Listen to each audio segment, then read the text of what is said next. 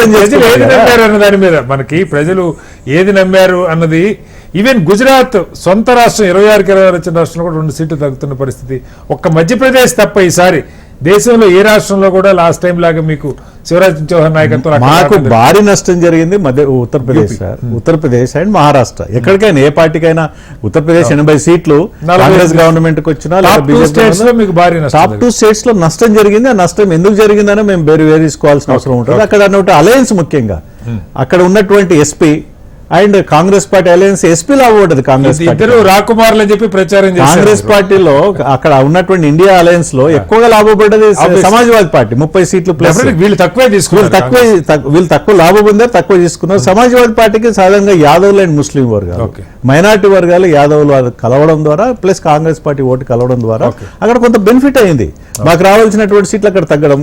అదేవిధంగా మహారాష్ట్రలో కొలియేషన్ different parties ఉన్నాయి. మాతో కొన్ని పార్టీలు ఉన్నాయి, అక్కడ వాళ్ళతో కొన్ని పార్టీలు ఉన్నాయి. మహారాష్ట్రలో కూడా డివిజన్ వచ్చింది.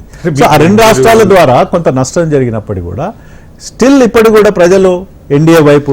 మహారాష్ట్రలో అయితే ఒకళ్ళకొకళ్ళు ఒకళ్ళ వేలతో ఒకళ్ళు కన్ను పొడుచుకున్నారని ఒక విమర్శ కూడా ఉంది. ఏకనాథ్ షిండే అజిత్ పవార్ నిలబడుకుని లేదా అజిత్ పవార్ బయట జరిగిన చర్చలు సార్ ఎక్కువ కాలం రాజకీయ అధికారంలో ఉన్నటువంటి పార్టీలు సహజంగా కొన్ని లక్షణాలు వస్తాయి, అవలక్షణాలు వస్తాయి. కాంగ్రెస్ పార్టీలో లేవా? అందులో మీరు కొత్తగా వ్యక్తులు చేర్చుకున్నారు, వీళ్ళంతా రకరకాలు ఉన్నట్టు. కాంగ్రెస్ పార్టీలు కావనే కదా సార్, వాళ్ళు పోడగొట్టు వాళ్ళు ఇవాళ తెలంగాణలో కాంగ్రెస్ ఐక్యంగా నిలబడ్డది కాబట్టి అధికారం లాగలిగింది. ఎగ్జాక్ట్లీ. లేకపోతే కాంగ్రెస్ పార్టీ గతంలో ఉన్నది 50-60 సంవత్సరాలు జరిగింది. అంటే అధికారంలో ఎక్కువ పార్టీ ఉన్నప్పుడు కొంత ఈర్ష్యాద్వేషాలు సహజంగా వస్తుంటాయి, నాయకుల మధ్య పోటీ పెరుగుతుంటది, నివ్వానైనా ఇష్యూస్ వచ్చినప్పుడు నష్టం జరుగుతుంది. ఆ నష్టాన్ని పూరించుకునే ప్రయత్నం వాళ్ళు మా జాతీయ నాయకత్వం చేస్తారు. దగ్గరికి వివీరావు గారు, హలో వివీరావు గారు లైన్ లో ఉన్నారా? వివీరావు గారు కూర్చో, మహేష్ గారు, గాఫూర్ గారు మా కంగ్రాచులేషన్స్. మీ కూటమి అనుకున్న దానికన్నా చాలా బాగా పర్ఫామ్ చేస్తున్న పరిస్థితి కనపడుతుంది. 232 స్థానాల్లో ఇండియా గఠబంధన్ ముందున్నది. బీజేపీ సొంతగా 239, కూటమిగా 292. అంటే మెజారిటీకి కేవలం 20 స్థానాలు మాత్రమే ఎన్డీఏ కూటమి ముందున్న పరిస్థితి. అయితే కూటమి ఆ రకంగా ఉంటుందా, మోడీ గారి నాయకత్వాన్ని అంగీకరిస్తారా, అసలు బీజేపీ నాయకత్వాన్ని దేశం కోరుకుంటుందా లేదా, ఇవన్నీ కూడా చర్చలు నడుస్తూ ఉన్నాయి. ఏంటి ఇండియా కూటమిలో ఏ నిర్ణయాలు తీసుకోబోతున్నారు చెప్పండి.